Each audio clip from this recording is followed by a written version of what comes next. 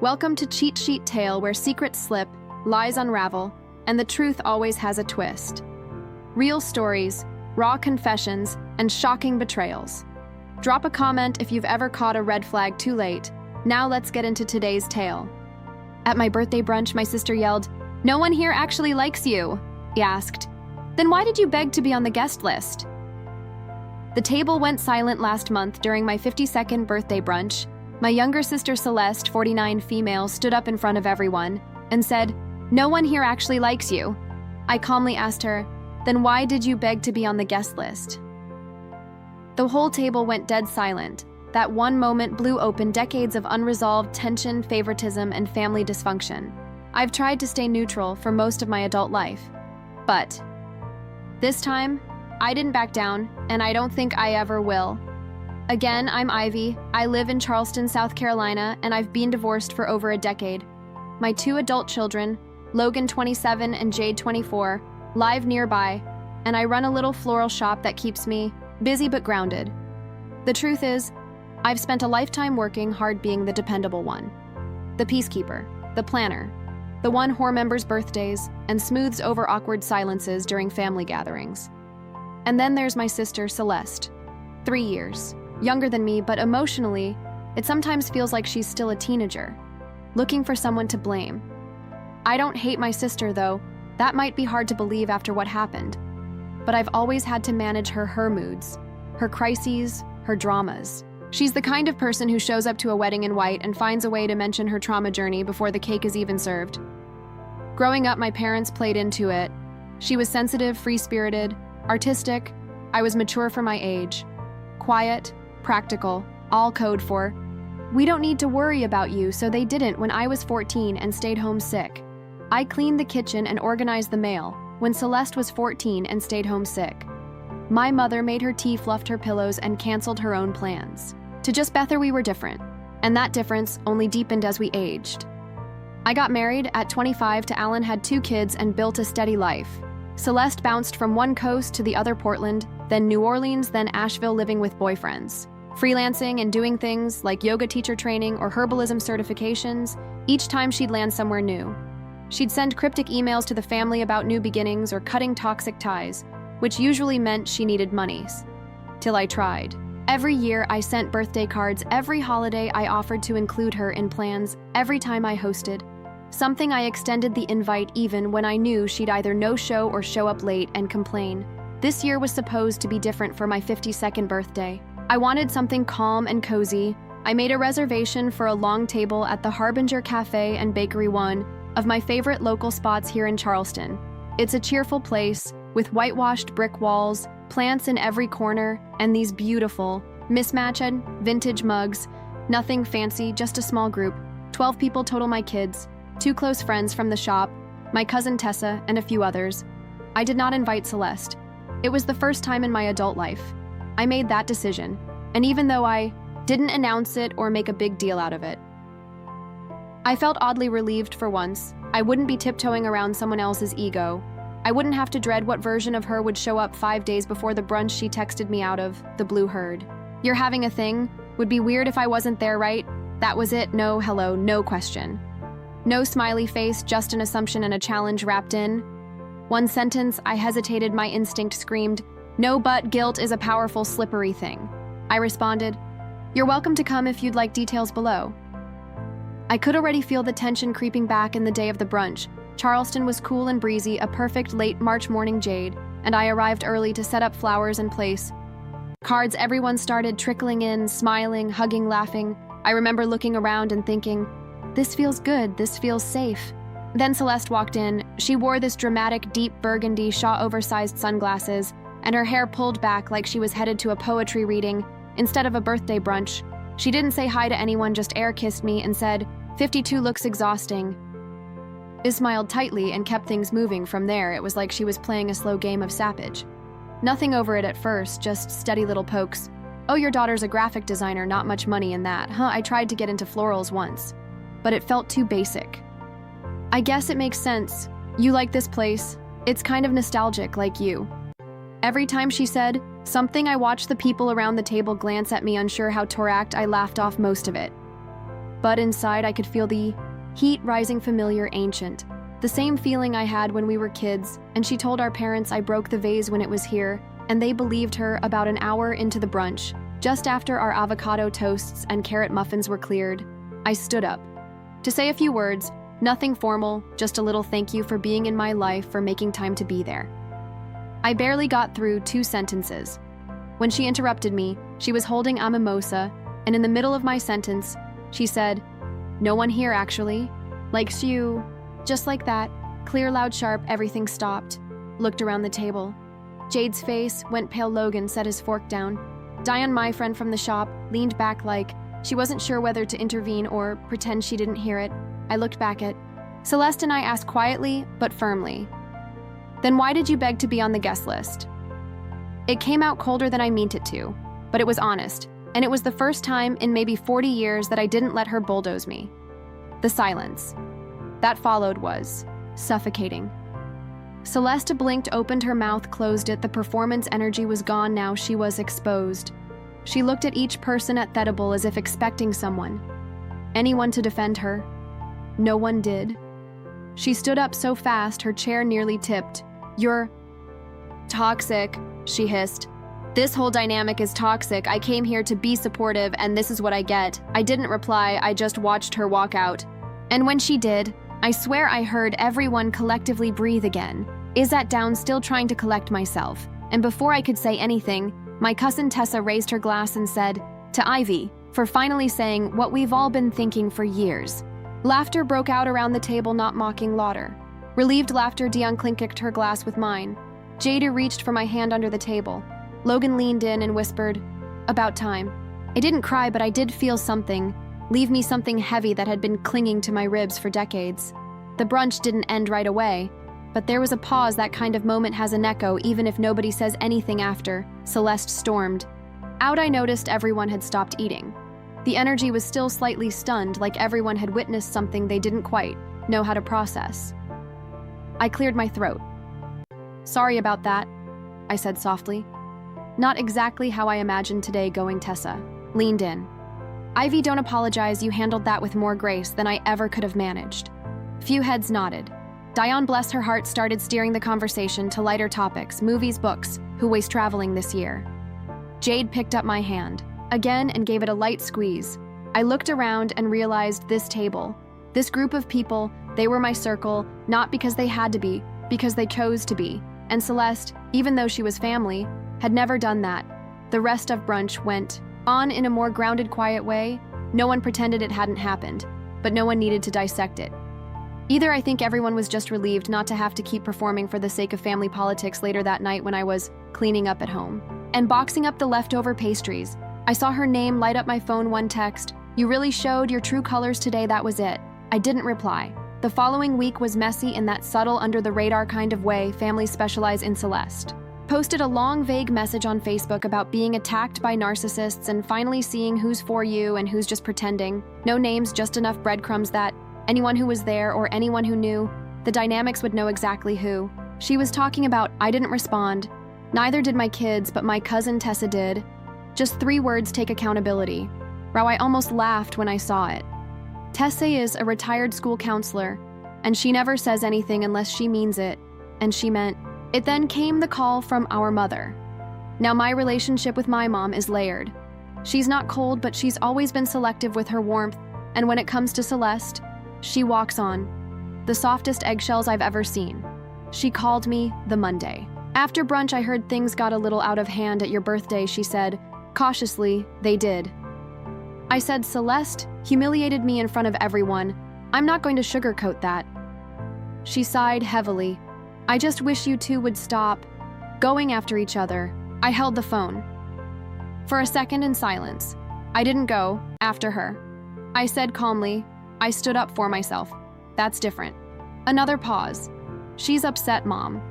Finally said she feels like no one had her back. Maybe because she made a scene and then blamed everyone. Else, you know how she is, that sentence, I've heard it my entire life.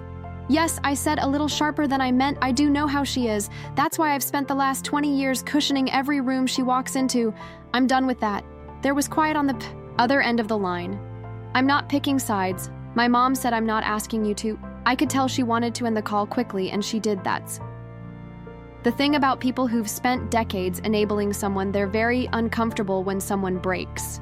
That pattern. Celeste didn't reach out again, not for a while, but the silence was louder than any fight we'd ever had. About 3 weeks later, I found out through our cousin Talia that Celeste was staying in Asheville again. Apparently she'd left their latest boyfriend, quit her freelance gig, and was trying to reset her energy. That's how she put it. Apparently Talia had run into her at a bookstore. She looked exhausted. Talia said, like someone trying really hard to pretend she's not unraveling. I didn't feel sorry for her. I didn't feel vindicated either. I just felt tired and honestly a little relieved that I didn't feel obligated to go fix it. That Sunday, I went to brunch again, same place this time, just with Jade and Dion. Jade brought up Arena hesitantly. She said, "You know, I used to think you were too hard on her. I didn't understand. I do now." I looked at my daughter, her honesty, her clarity. It made me proud in a way I can't fully explain. I think I wanted so badly for things to be better between us. I told her that I convinced myself if I just did one more kind thing, it would finally be enough. But Celeste's relationship with me has never been about me. It's been about whatever she needed me to be in the moment, and you finally stopped letting her decide who you are. Jade said that struck a chord I'd spent most of my adult life trying. To be the stable one, the mediator, the emotional glue that held things together. It had become so much a part of my identity that it never occurred to me that I was allowed to stop, that I could set the glue down and walk away from the broken pieces. I did start hearing from others in the family. Here and there, some subtle support, some awkward neutrality. My Aunt Sylvia called one night just to check in, but it was clear she wanted the inside scoop. I told her the truth, without drama, without any attempt.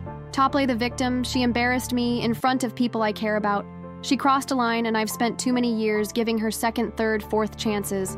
While she gave me ultimatums, Aunt Sylvia, I always thought she was just volatile. I think she's deeply insecure, I said, and it makes her lash out. But that doesn't mean the rest of us should have to keep paying for it. There was a pause. Then Sylvia said something I didn't expect. I've always admired how you handled her. I wish her mom had been firmer. With her years ago, maybe things would be different. Now it wasn't exactly an apology, but it felt like someone finally saw the years of effort. And that mattered. About a month after the brunch, our father turned 80. There was no way around attending his celebration. He's not a perfect man, but he's been a decent, quiet, dependable presence, more hands-off than anything else. My mother planned a family gathering in Asheville, where he and my mom now live in a modest home just outside the Biltmore Forest area. The house is old, filled with secondhand furniture and faint memories of a different era. Quiet birthdays, Sunday dinners, and the distant hum of AM radio in the background. The guest list included mostly close family: my parents, a few cousins, my kids, my Uncle Frank. And yes, Celeste. I debated not going. I really did. But Jade was the one who nudged me. "You've done nothing wrong," she said. "Why should you stay away from your own father's birthday?" And she was right. I wasn't the one who appended things. I didn't come to that branch with drama in my back pocket. And frankly, I wasn't about to let Celeste drive me out of my own family's milestones. Not again, so I went. When I arrived with Logan and Jade, it was a beautiful spring afternoon. Their front yard was starting to bloom. Elas early roses and a stubborn little crepe myrtle Dad had planted before his retirement. There were chairs set up in a loose circle out back, with a long folding table holding trays of food. My mom's pasta salad, a couple of rotisserie chickens from the store, deviled eggs, and a bundt cake that had already started toiling a little in the heat. Celeste hadn't arrived yet. I noticed people looked relieved to see me. My mom hugged me stiffly but said nothing about the brunch. My dad smiled, sat in his chair with a throw blanket over his lap, and said, "Good to see you, sweetheart." That was enough. Everything was fine for the first hour, and then she arrived. Celeste came in late as usual, her car a dusty red Subaru with a bumper sticker that said, "Protect your peace," pulled up just as my mom was bringing out lemonade. She stepped out in black wide-leg pants and a silk top, her sunglasses once again oversized, as if she were arriving at a book signing. She walked straight toward the backyard.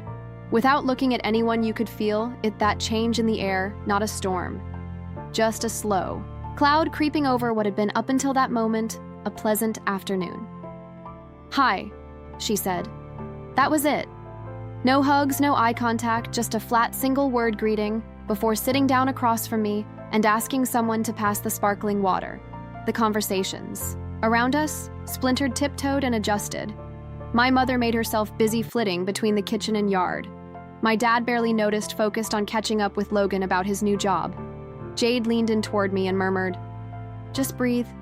You've got this." I didn't engage, not because I was afraid, because I was done. I had no interest in another performance, but Celeste, she couldn't help. Herself, she started small, asking Tessa loudly how long she'd been on antidepressants, bringing up a detox she'd done in Costa Rica, mentioning how some people need constant validation from strangers while looking vaguely in my direction. Nobody bit, nobody laughed. Think that was what set her off after dinner while people were relaxing with drinks and slices of melting cake. She sat down next to my mother, crossed her arms, and said just loudly enough for everyone near her to hear, "It's hard being the black sheep, but someone's got to wear the horns." Right, silence again. My mother gave her a tight smile and looked away. That was when she stood up and walked over to where I was sitting. Looked up at her straight in the eye, and I braced myself. She started in on me. "You know what? You really think you're better than everyone. You always have. You pretend to be calm, but you're cruel." I didn't say anything, just looked at her. For once, I wanted her to hear her own voice bouncing back in her own silence. "You humiliated me at that brunch," shedded, "and now you're acting like I don't exist." I stood up. "You made a scene," I said quietly. "You embarrassed yourself. You crossed a line, and I decided I wasn't going to step over it with you." She shook her head. "Unbelievable. I've spent most of my life making space for your feelings. This is the first time I'm making space for my own." Then I walked away into the kitchen, into the quiet. I wasn't angry. I wasn't even saucy. Just felt the steady hum of clarity in my bones. A few minutes later, Tessa came in behind me and put a glass of wine in my hand. She's spiraling, she said. "Everyone sees it. No one blames you." Inaudid, took a sip. Let the silence sit with me comfortably. For once that night, Jade stayed over at my parents' place. With me, we made up the guest room like old times. As we brushed our teeth, she leaned against the doorway and said, "You don't seem shaken." "I'm not," I told her. "I think I'm finally not afraid of her anymore." "What were you afraid of?" she asked. "That if I ever really stood up to her, the whole family would fall apart, that I'd be blamed, that I'd be the bad guy. And now I know the key. Family didn't fall apart. The only thing that broke was the illusion that keeping quiet makes things better." Jade nodded. "Good, you needed to let it break." In the weeks that followed, things got quieter in a good way. Celeste sent a long, cryptic email to my mom about needing space from family energy. She apparently signed up for another month-long workshop, something to do with emotional alchemy in Sedona. No one replied. I heard from Uncle Frank, who said, "She always manages to make herself the main character, doesn't she?" I laughed. I hadn't expected support from him, but there it was. I even got a handwritten note from my father, who has never been one for emotional expression. It said, "I'm proud of you. We should have said something years ago, but I see it. Now I'm glad you finally spoke up." That letter sat on my kitchen table for days before I tucked it into the drawer with family photos and birthday cards. Things didn't magically become perfect. That's not how families work, but they became clearer people. Stopped treating Celeste like a force of nature we all had to orbit around. They started treating her like what she was, an adult responsible for her own behavior. And I, for the first time in a long time, felt like I was allowed to show up as myself. 3 months passed without a word from Marina. It was like a fog had lifted. My phone didn't buzz with guilt. Tripping texts. No family member called me in tears because of something she said. Non-expected drama, no sudden crises. That only I could help her navigate. Life became, in a word, quiet, and I was thriving in it. I started spending more time with Jade. We went to the farmer's market on Saturdays, swapped recipes, and finally had the kind of mother-daughter time I always wanted, but never seemed to have room for.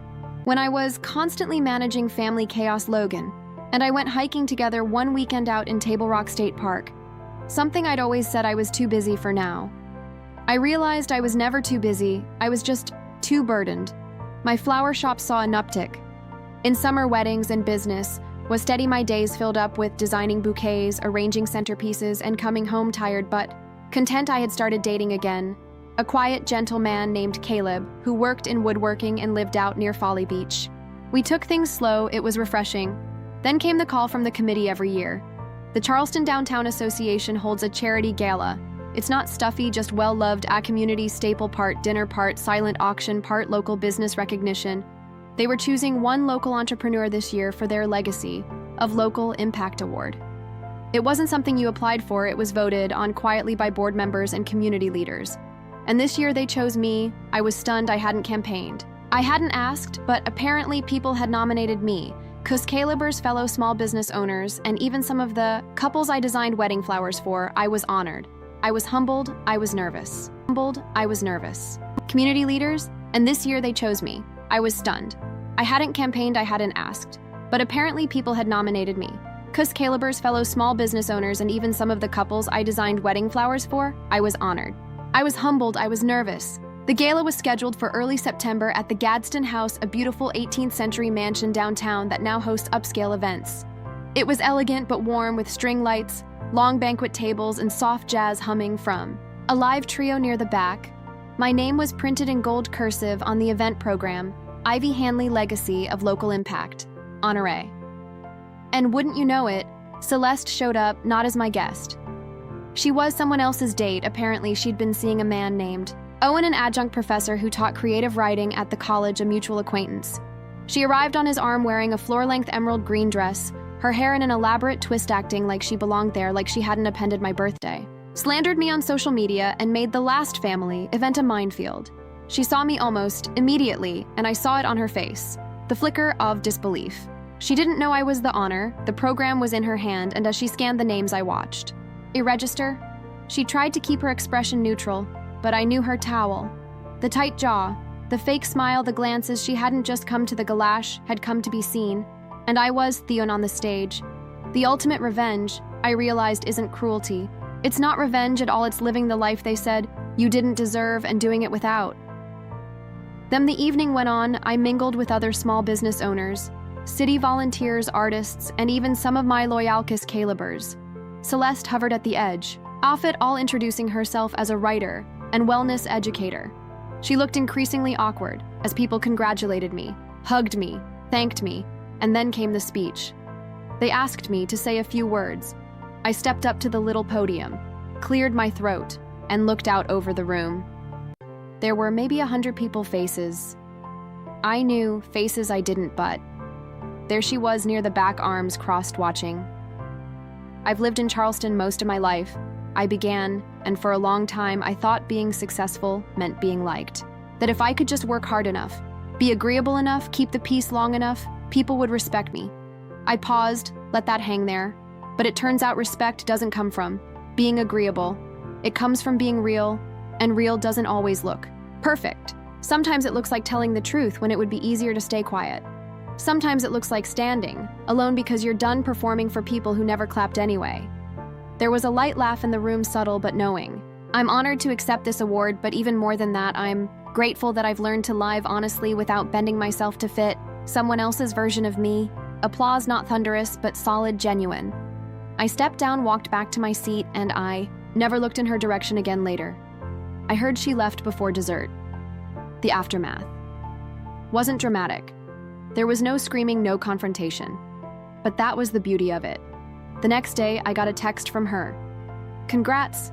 I guess good speech seemed a little pointed. I didn't reply. 2 days later, she posted another vague quote to Instagram: when people betray you, thank them for the lesson. No names, but everyone could tell she was still spinning the story, and still I said, nothing. That was my final act of revenge. Peace. Absolute, unwavering, untouchable peace. No clapbacks, no justifications, no let me explain my side, just a closed door. She no longer had the key to Celeste, wasn't exiled, she wasn't disowned. She just lost their audience, because when someone's identity is built on creating chaos, the most devastating thing you can do is refuse to participate, and that more than anything is the ending I never knew I needed.